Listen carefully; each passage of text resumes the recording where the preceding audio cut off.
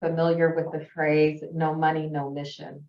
So what do you think about when trying to finance or make sure that DEI initiatives are included in the budget or there's a way to support them financially?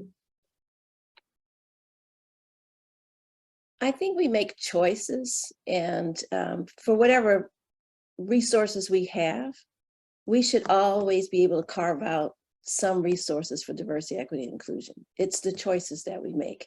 And so it's how we allocate those resources. And the other thing I think about in terms of resources, about all the things that you could do for free.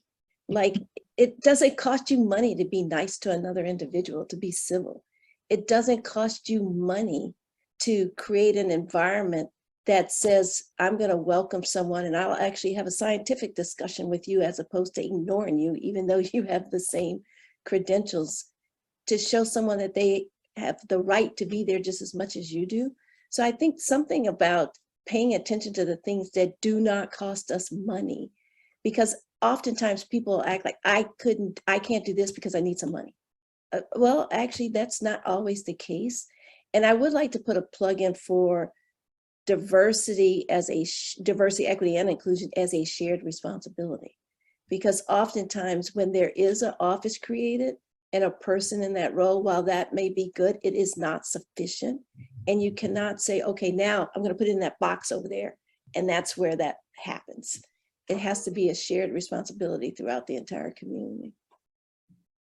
Thank you. Agreed. I would just say the +1, I would definitely agree.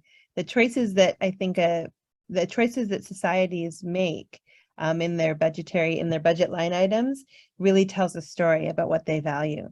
So if your society doesn't have line items that really suggest that you support initiatives for DEI, then you need to question what your shared values are, because that's what it's telling us. Your budget tells us what you think is valuable.